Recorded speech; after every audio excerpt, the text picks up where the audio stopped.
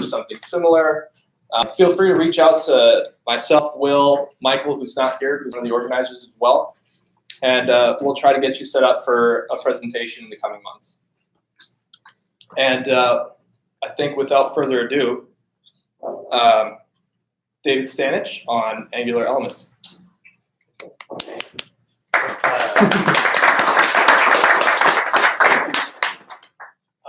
Talking up here, one of the things I like to do is pick a topic I don't know about but I want to learn about, and then ask these guys if I can present, know nothing about it, and then they give me a date, and then I have to learn it by that date. So it's kind of a forced learning. Conference-driven development. Yeah.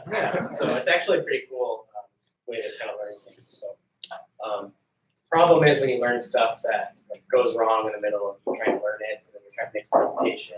And this kind of happened in this talk. It's as I was going, I thought it would be really easy, and then stuff started going wrong. Maybe I'll talk about some of that as we go. But it's a cool way to learn stuff. Is forced learning. But anyway, I've shared this link too in the comments of this meetup. But my name is David Stanich. I work at IBM Watson Health as a software engineer. I do front-end development there. Primarily Angular, AngularJS, and we're just starting doing a little bit of React too, so it's kind of mix all over the board there. I also run an internal meetup there called Fed at IBM, so front development at IBM. We meet monthly and talk on site in Rochester about various development topics, front-end development topics. So if you're ever in the Rochester area and want to present to us on something that's not selling us something, but if you're wanting to practice a talk, we'd be happy to have you there. And my Twitter, GitHub, just Stanich. So just a quick question first. Who's heard of what a custom element is or used in the past? What about web components? You've heard of that?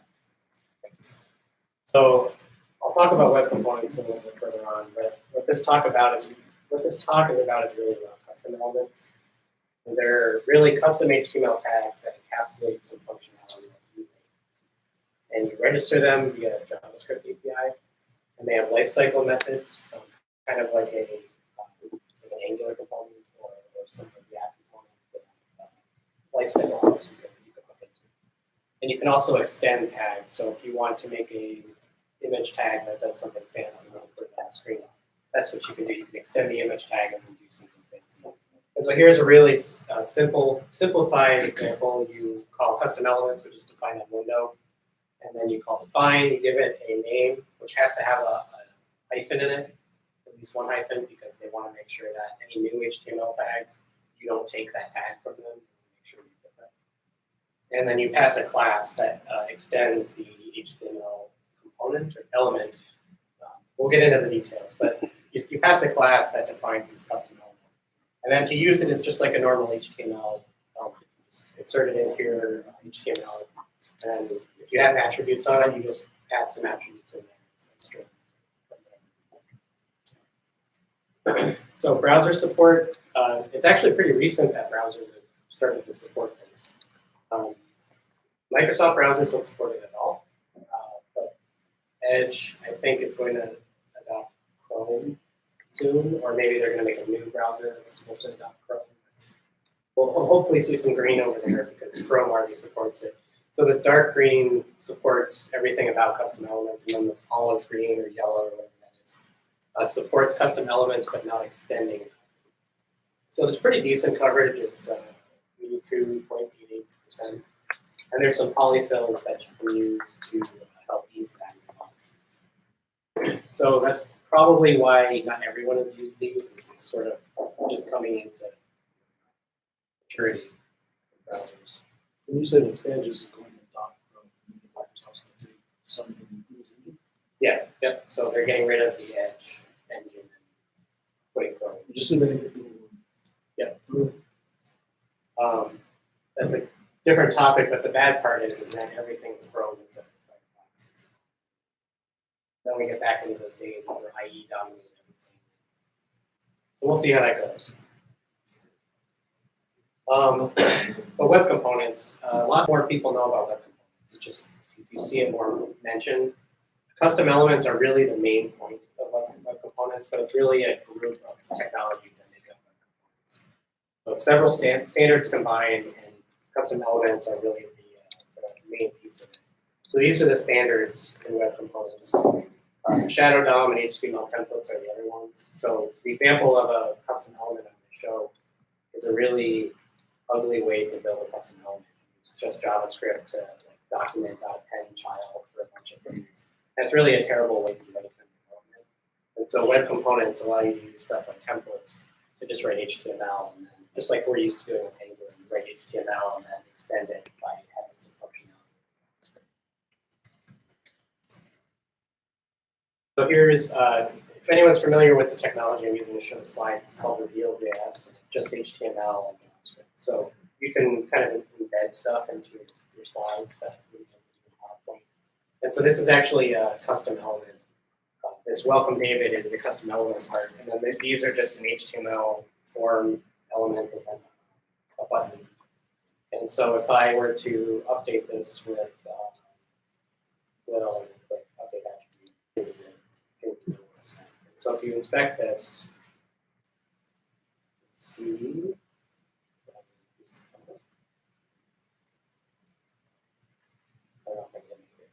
good. So, okay, greet user is the custom element. So you'll see it just looks exactly like a normal element. And I'm using Firefox, and it sort of tells me that it's a custom element. And in this case, I'm using shadow rooms and all this other stuff. But basically, I just wanted to point out that this is embedded. This custom element is really JavaScript, but it's embedded just in this regular presentation. So it's kind of a cool way to embed things. Let me show the code there.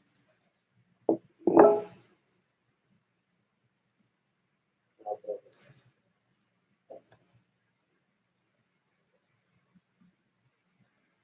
Okay, so when you make a custom element, you have to extend HTML element. Everyone see this, okay? Or you can extend the element you're trying to extend. So, and then if you have an attribute that you're interested in that you want to actually listen for changes on, you have to use this observed attributes, and then you pass in a list of the attributes you care about, and then it'll notify you when it changes. And all of this is documented in MDN, those kinds of things. So don't worry too much about the syntax. But here are some of the lifecycle hooks. There's connected callback, which is kind of like an ng on a bit. It's saying it's going to insert it into and in this case, this is where I'm actually building the box right here. It's just in that when it's connected into the DOM, then I build this box.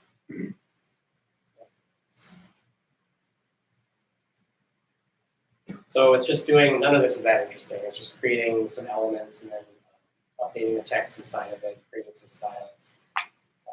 I'm not good at styles, so it's just as good as it's sans serif. Disconnected callback, that happens when it's destroyed, so if you need to actually clean something up like this, if it's moved, I haven't really explored that, but apparently you can have an event that's moved somewhere on the page. And then this is what gets called if something updates that value. So when I change that to Will, that button click was changing the attribute from David to Will. And then I got called and updated that text. So what, that's like 66 lines. Oh, here's the defining, last line is defining it in the browser. So it's 66 lines for really like nothing that interesting, right? So that's why web components are kind of more interesting. You can create a template, and even on top of web components, you can use something like Angular elements to sort of use the normal Angular process and then export it into something that does the same sort of feature, but in an easier way to understand. So enter Angular elements. It was first released with Angular version 6. It packages Angular components as custom elements, so you can take something that you already have, potentially. There's some caveats, but you can take something you have, and then wrap it in this new API, and then it's available as a custom element that you can use it.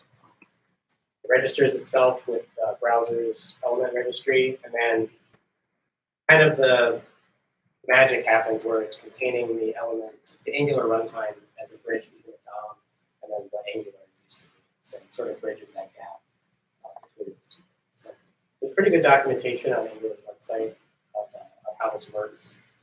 You'll notice though, one of the first things they say is that they are working on a custom elements, minimal self-contained version of Angular will be injected. So this is not really, I wouldn't say this is really ready for production. It's going to generate something that's not tiny, and you're not going to want to inject Angular into everything that you do, right? Because it's not a super small framework. And so my understanding is that they're working on Ivy, and then that's going to cut down on some of the size issues. And for those of you that don't know, Ivy is kind of their new rendering engine that they're going to just replace everything under the covers with Ivy. And then anyone who updates to the Ivy renderer, which will be forced on you, and I think will just automatically get everything for free. Magically do better. But that's kind of a caveat for this. It's sort of not bleeding edge, but pretty close. So why you might want to do this? This is kind of where it gets interesting.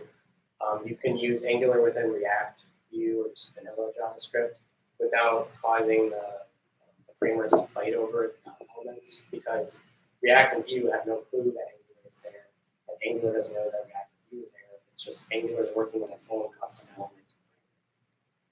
And then pieces of an app might be Angular. So one thing that Angular lost from AngularJS to Angular is you can't inject Angular into just a piece of a web page. You have to basically go whole hog and everything on that page. And so with this, you can export components and then just inject them into pieces of the page. And so a CMS, content management system, or whatever it stands for, you could, if you need a certain component or portlet or whatever they call those now, just to use as something specific Angular version, you can inject that in there and run some Angular code there. And another interesting thing is it could be used as a migration path for AngularJS. So there's a lot of different ways you can update from AngularJS to Angular. None of them are nice, and this is kind of another not nice way to do it. But you can kind of, anything new you make, you can make it Angular and then inject it into your AngularJS code. You don't have to worry about specific routing or anything like that. It's just a custom element. And if you have a server-side templating engine, like JSP or J8 or something, you could check this as a script tag and then start using custom elements. And then an interesting use case that I hadn't thought about that the Angular documentation calls out is you can dynamically create an Angular component in a much more easy way. So has anyone used or tried to use like a component factory in TypeScript and tried to create something so you're trying to create a new element on the page that's not in Markup. Let's see a few nods. So it's really a huge pain in the butt, and there's like zero documentation that makes sense, and it's probably the worst Angular code I've ever written. It's doing that kind of thing. Well, if you do this, you can just use a web component and inject a new a new custom element, and inject that new custom element on the page. And you don't have to worry about Angular component lifecycles. It just magically works. So that's actually their example on the documentation page here. If you put that, they have an example of how you can do that. They have the kind of before using a dynamic factory and then after using a custom element.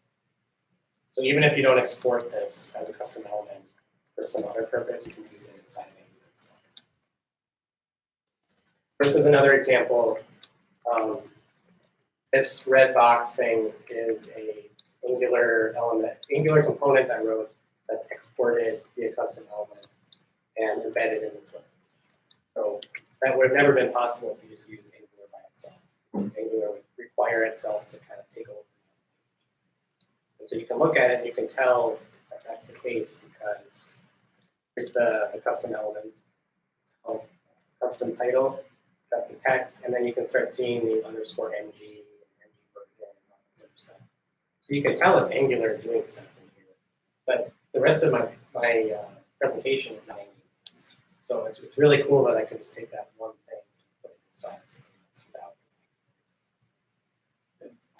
So you said earlier that when you were looking at the Angular docs, that it would inject some Angular JavaScript in there. So do you see that in the network tab or anything? Or?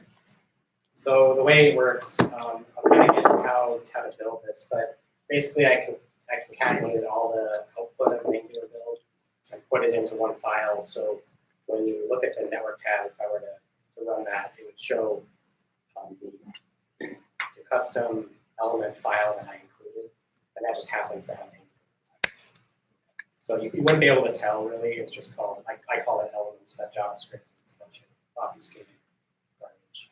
But that's where the runtime is. If you have multiple custom elements within you each have embedded in them the same. Yeah, that's a really good question. So, and some of this is I'll get to in the caveats, but yes, if you export them individually as separate files, each one will have a separate Angular runtime. So that's another problem because you don't want to have 5 different Angular runtimes. So in the examples I'm showing, I use one export and it exports multiple custom elements at the same time with one Angular runtime. Custom elements. So I hear in that it would actually be possible to put 2 versions of Angular on the same page. Yeah. Compare and contrast 2 components. Yeah. Here's 6, here's 7. Yeah, you could probably do that. Yeah. I mean, there's no practical purpose other than a clock. Sure. Yeah, you could do that. I mean, what I will show is not practical at all. So. If you use these components in an existing Angular app to do sort of injection or whatever, do you know if you use that Angular application's runtime for that individual component, or are we Angular and Angular? So I think that if you're exporting it from the same app you're using it in, I think it'll use the same runtime. If you export this to a separate file, and then that other Angular app imports that file, it's going to be 2 separate runtimes. Some of this will make a little bit more sense, maybe with the runtime level once I kind of So the Angular runtime is not about, is that No, it just includes, I actually don't honestly know what's in it, but whatever, probably Zone.js for change detection, because that kind of drives most of it. And then probably some other runtime code that always gets shipped with the application. I think that's why it'd be better when IB is around, because the IB will shrink all that runtime down. But it doesn't include node. I guess just to skip to the how big is it? The demo I'm going to show are 240 GB. So it's not like gigabytes or megabytes or something like that, but still, I mean, the demo I'm going to show is really small. gzip or Not gzip. Okay, so before I go into setting it up, let me show you this. So this is what I was going to demo. So I have the same app written in Angular Vue and React, and all it does is add something to the list. And,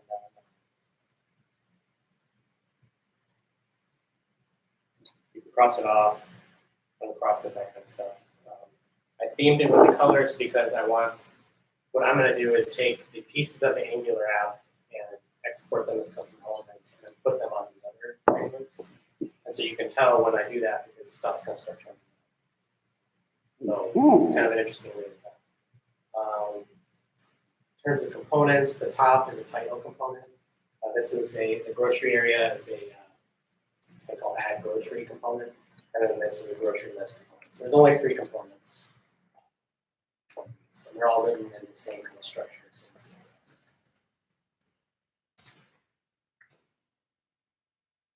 Okay. So from that context, what we're going to do. I'm not going to really walk through the setup because it's kind of painful, but basically these are the steps. The first step is installing the dependencies. So like I said before, the browser support is pretty good, but not all the way there. So you can either install it, npm install Angular elements, and that will not have the browser polyfills, or or you can do ng add Angular elements, which also adds a polyfill to the dependencies. So you're going to start adding more to your DApp. So for our purposes, I use the polyfill, because most of the examples used it. If you don't use the polyfill, you change the, I don't have the file name here, but it's tslink, the ts config. You need to update the target, so it's going to output the target as ES 2015. So it might update, export as classes instead of just making everything functions. If you use the polyfill, you don't have to care about this at all. And so what you do is you take the app module, and I'll show this after I talk about this, but you basically want to turn your Angular app into a way to export things. And so our use case is we want to export something to a JavaScript file that we're going to import somewhere else. And so we take the app module, we remove the bootstrap property. The bootstrap property, you give it an app component that's going to bootstrap your whole app. So we're getting rid of that. So when we boot up this app, it's no longer going to bootstrap it. Then we add an ng do bootstrap with nothing in it. That's kind of a way to override it.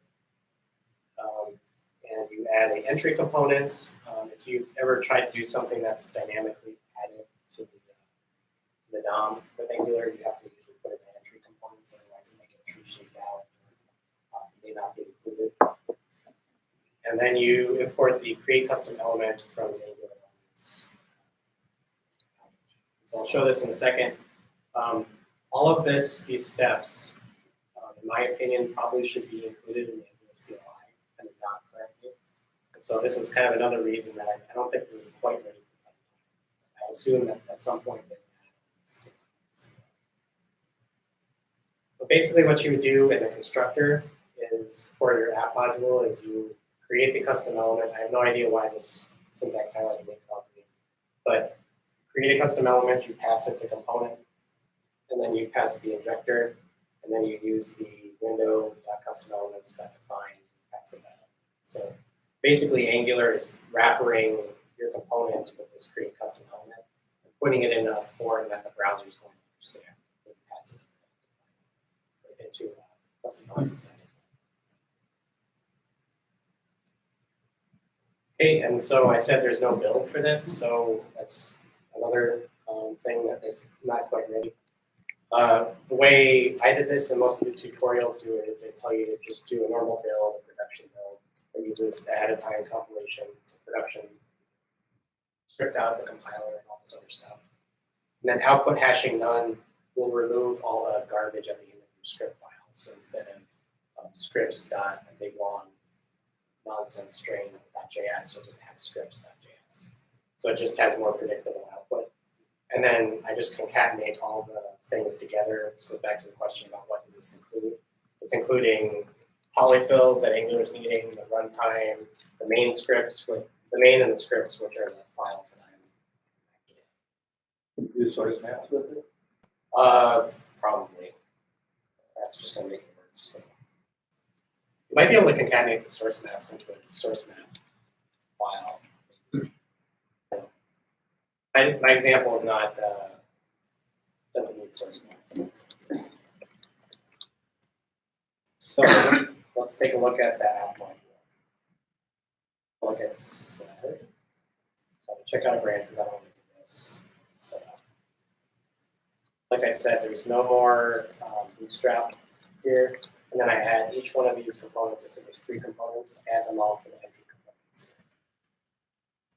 Then the constructor for each one of those components, I'm just adding it, I'm creating a custom element, and then defining it on the custom elements object. And I have an empty do bootstrap. And the way I handle those weird build things I just talked about is I added a npm script here called build elements, and it'll do everything I just said. It does the production build, then it concatenates all this stuff together. So it's concatenating all these files together. We file called elements.js. And then these other things I'm just doing for the purposes of demo, and then copying that elements.js to the view and the React. So I'm going to start replacing things. I don't want to copy them. But none of that really applies to doing this.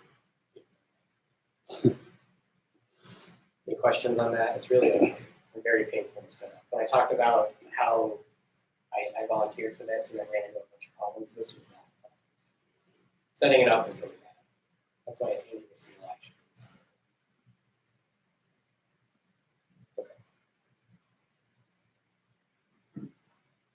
So you're one Angular, CLI, search. Second.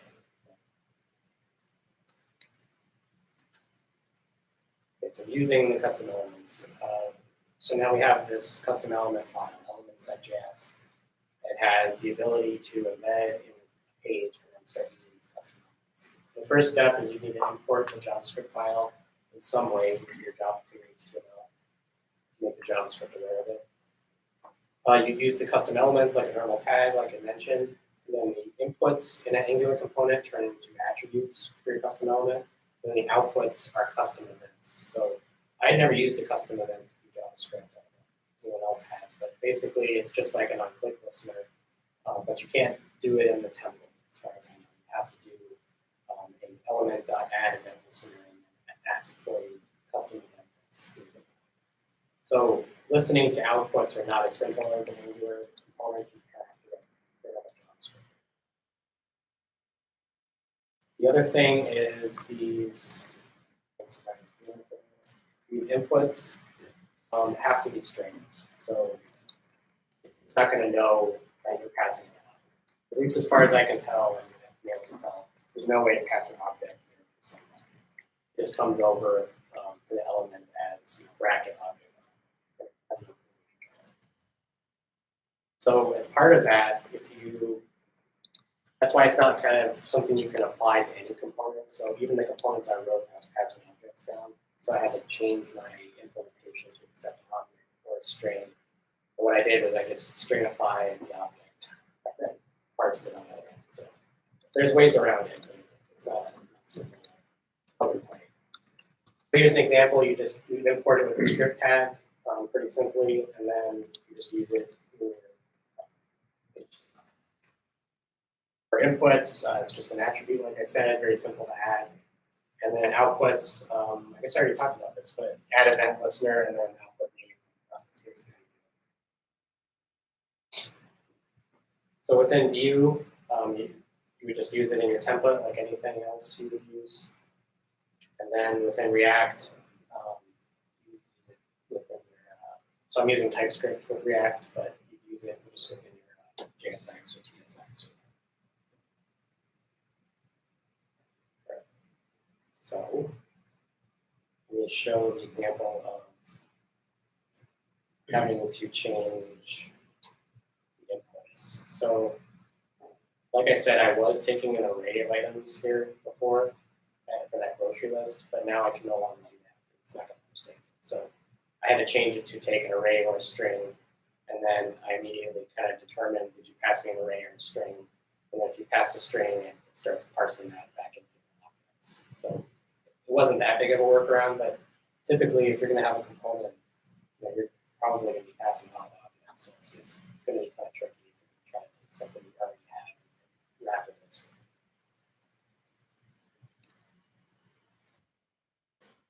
So what we're going to do then is go to run a bit.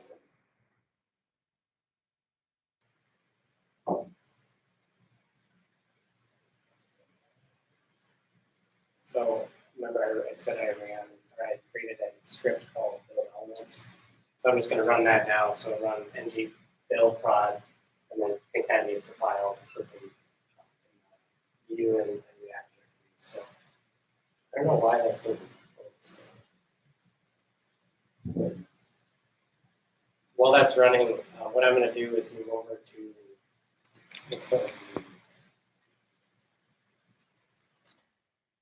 I'm going to go into index HTML. I built okay, so I'm going to close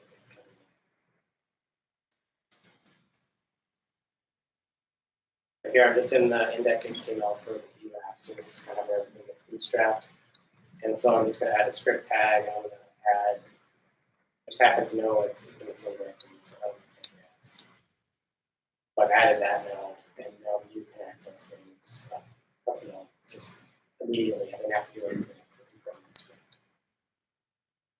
Now with Vue, I go to the app. I swear I have this extension installed. So.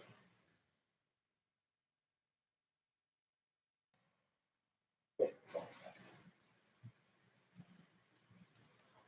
Who's familiar with Vue? So Vue kind of puts everything in a single file. So there's the template, and then there's the JavaScript, and CSS. So what I'm going to do is I'm going to change this title, this Vue component. So Vue as component is just like React. So I'm going to change that over to be a custom title for the passive.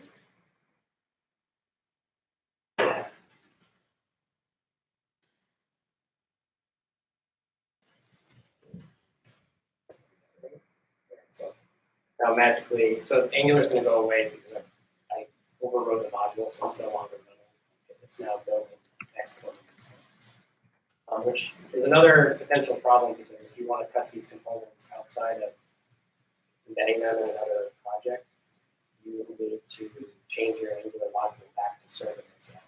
So I tried making two modules, like an export module and a web module, but when you do the production build, it requires that every component be defined in some module ahead of time compilation. So maybe there's a way to do that in what I'll do, but for the same license. Great, so I've changed Vue now, so now it's Vue, but it actually has Angular. So I'll click on there. There's a custom title, and you can see it's got these energy stuff. So now there's Vue and Angular.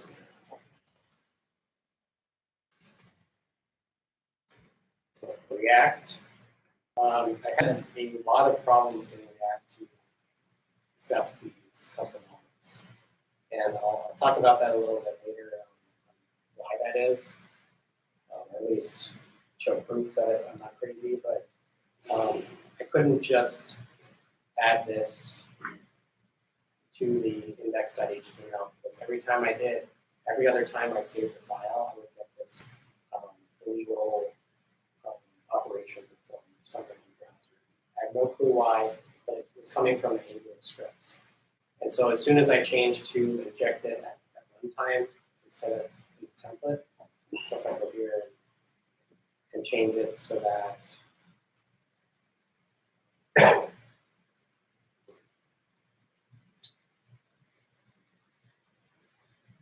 what's the React thing component?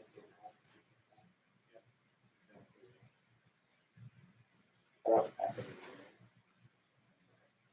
So I'm going to add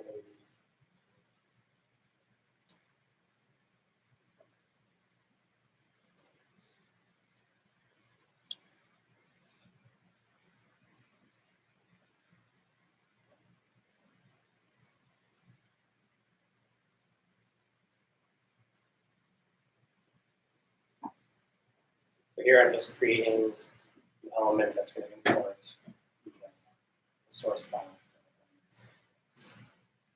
So for some reason, I have to do this in React in order to get it. If I put it in the index.html, it just blows up.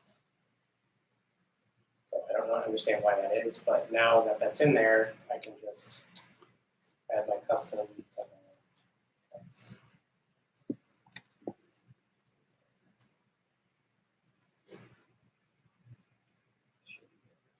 Yeah, so now I use it. So now we have these Frankenstein things. No one would ever really do this on such a simple app, but now there's no. And so it's really that simple to add.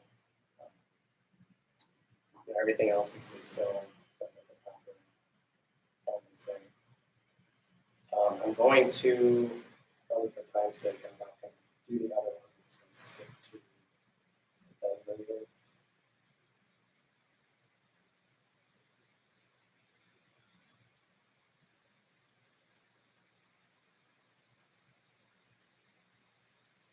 Okay, so remember I said outputs are custom elements. So when I click on, when I hit enter, add grocery, which is the this text field. When I hit enter there, it really should be giving an output saying I can enter and this is an item that should output. Well, I can't really do that in an HTML. I can't get an object out of it. It's a custom event. So you have to add an event lister on the element. So you have adding grocery, you get that element, and then adding an event listener, and then adding a grocery. And here you can return objects because it's event listener. So it's a lot more. What you're doing right now, replacing every component. Yeah.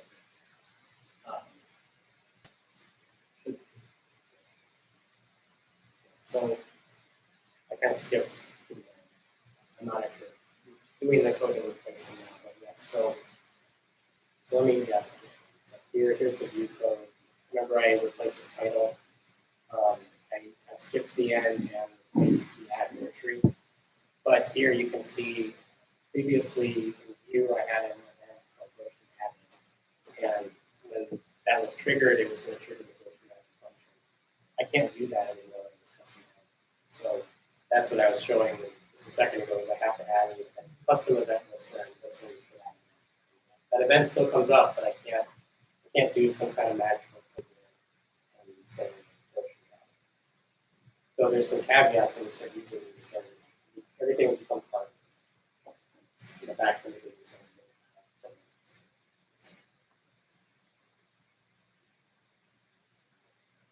same thing with the grocery list.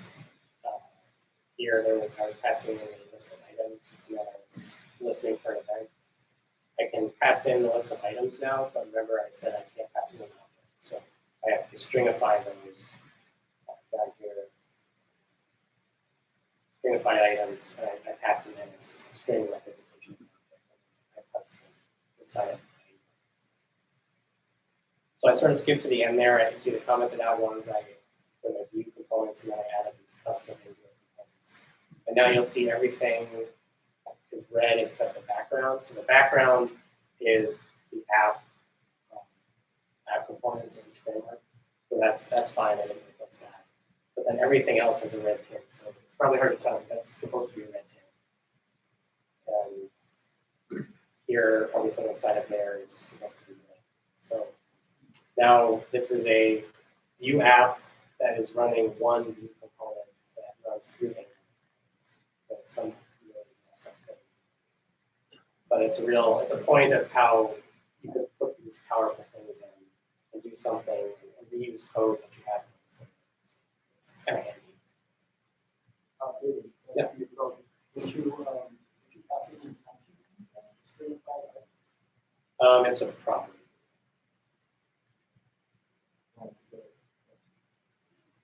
So I'm also using TypeScript with view, so this looks a little bit different. I think this is the equivalent of a computer view. But this is the way that basically it's calling that function say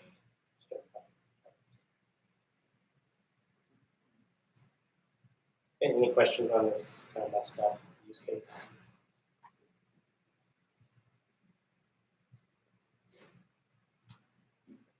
So some considerations. I've already covered some of these. The element name restrictions. You can't use a name that already exists. It has to have a hyphen.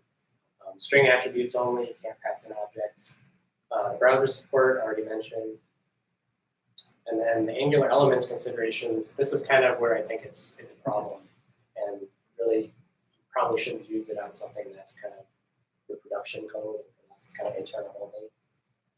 But the build for just that simple thing for that elements.js file, it's just 3 components, was 240 KB. There's no Angular CLI path for it. And I think what we've learned at our team at IBM is in our Angular JS code, we have this monster build file where we did all this really fancy stuff in Go, and like 1 or 2 people understood it. And it was this big mess. And then when we went to Angular, our build was managed by Angular CLI, and we never had to care about any of it. And so if you adopt this without Angular CLI support, you're kind of going back into that mode where you're starting to have to support your own infrastructure for some of this. I don't know what the roadmap is for it. Maybe they'll have an Angular CLI update sometime that has the elements built in.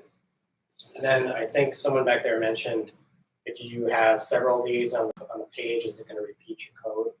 So what I was thinking is I'd be kind of clever and then have 3 different JavaScript files, one for each component, and that will repeat the code because they don't know about each other.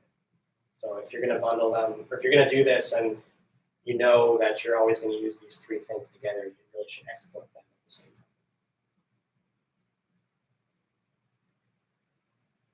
time. Frameworks and custom elements. There's actually a pretty cool site called Custom Elements Everywhere.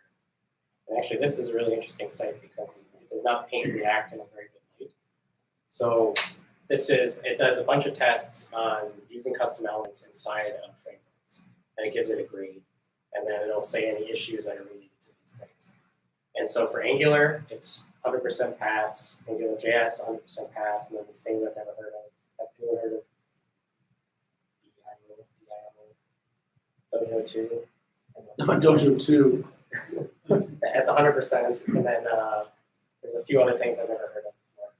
I don't know why they're up so high on the list. But then even Polymer, which is web components, doesn't even score 100%, which is bizarre. Now, way down here is React at 71%, and there's tons of issues trying to import this stuff in React, which is very interesting. And if you Google React and web components, you get a page that basically says React and web components solve 2 different problems, and we're not going to export web components. So you're going to have to use some third-party thing. And there are third-party things to do it, but they don't seem to have as much support in the React community compared to Vue and Angular. Vue and Angular seem to be kind of adopting this and then pushing the ability to export these. And for some reason, Vue is down here too, but that Vue is 100% as well. So I don't know how they work these. Alphabetical. That makes sense. For a while, it seemed like it was graded.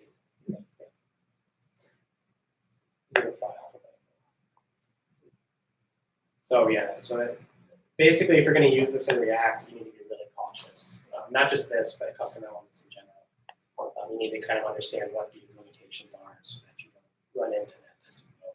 And I think my operation not valid or whatever error that I was seeing with React was probably one of the issues. And I just never knew to search. I assumed it was just something I was doing. So I mentioned briefly React and Vue. They have similar features to do this, to export to web components. Views is much better. It's officially supported. I believe it actually even started as like a community project, and then Vue just kind of said, hey, let's put that in the real thing. And it's got CLI support, and I believe, I have not spent too much time on this, but I believe the way theirs works is they export just kind of the basics to do the definition, the end of the component, and then you manually have to add the Vue framework on top of it, and that bridges the gap. And so that way you would be able to export these individually and then import Vue once. So that was kind of a much better process, I think. And then React, the best one I was able to find, believe it or not, is like 60 downloads a week or something like that. And it actually has a very nice GitHub page, which apparently I'm not able to get to. I must have a typo in my URL. So the GitHub page is actually really good. It goes into details on everything. So I don't know why.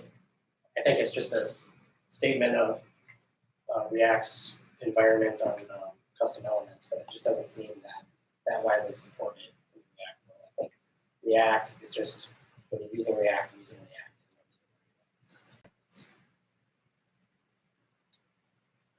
So hopefully both of those evolve. I don't know what the future is for any of those.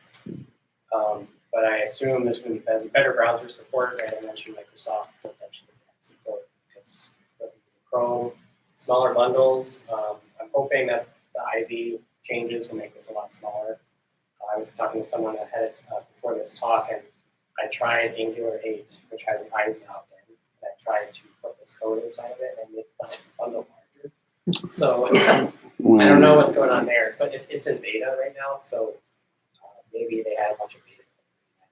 I had a bunch of other problems trying it, so don't take my word for it, but it should be smaller.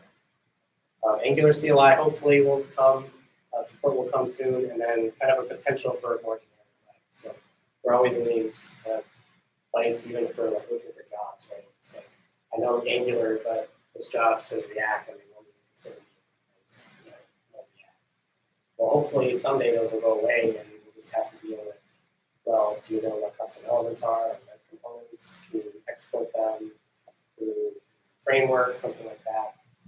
The way I view this is you can use a framework to eventually kind of make things easier. Like I said, the output events are easier in frameworks, but then export them so that they're easier to consume by everyone.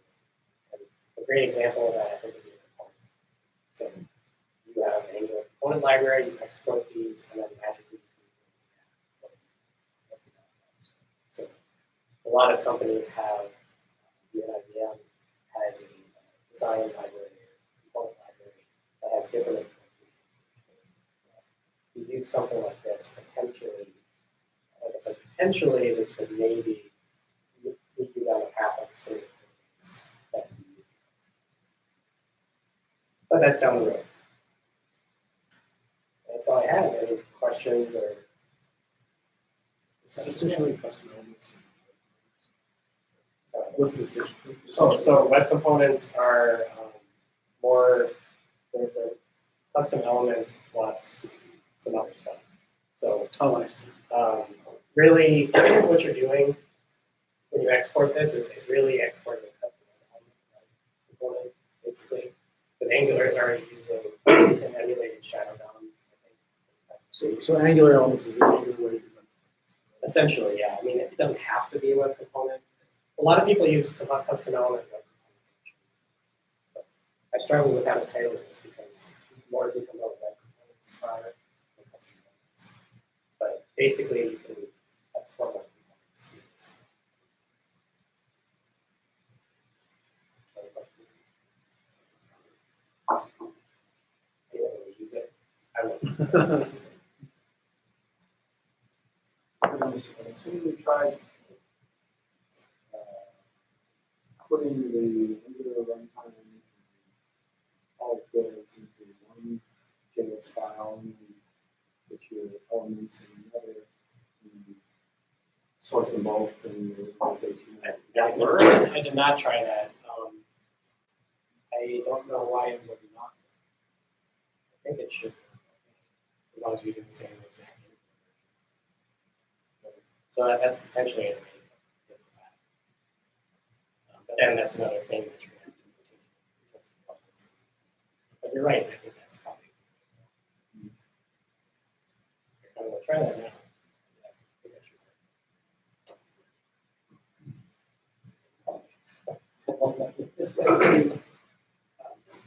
I'm curious how big the file is. I think you have the file. Or can I?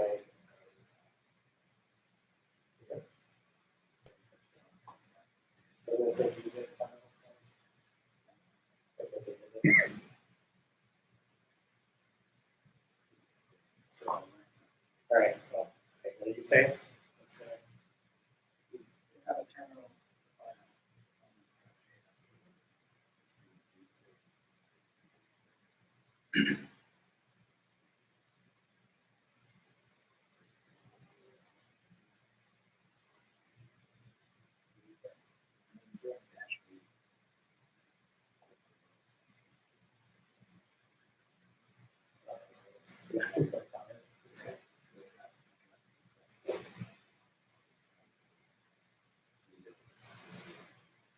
Oh, it's still showing. Oh, it is there. Okay. I didn't know it actually. Yeah.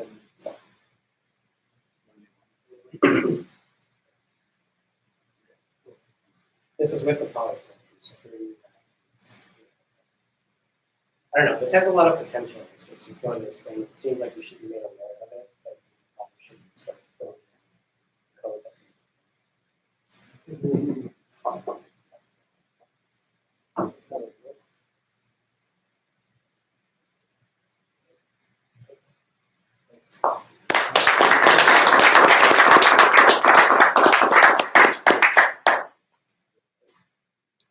Yeah, sure.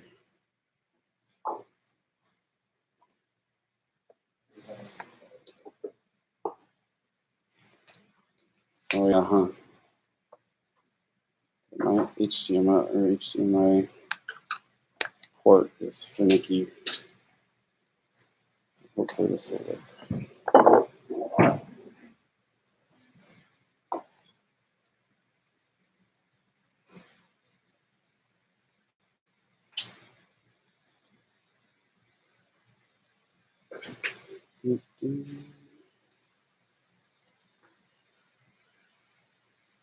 Okay, so let's get some prizes for folks.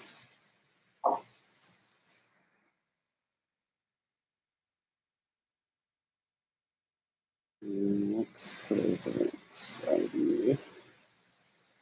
All right, we are on hiatus from front-end master's licenses until Mark decides if he wants to give us some more or not. So they apparently have a new process about handing them out.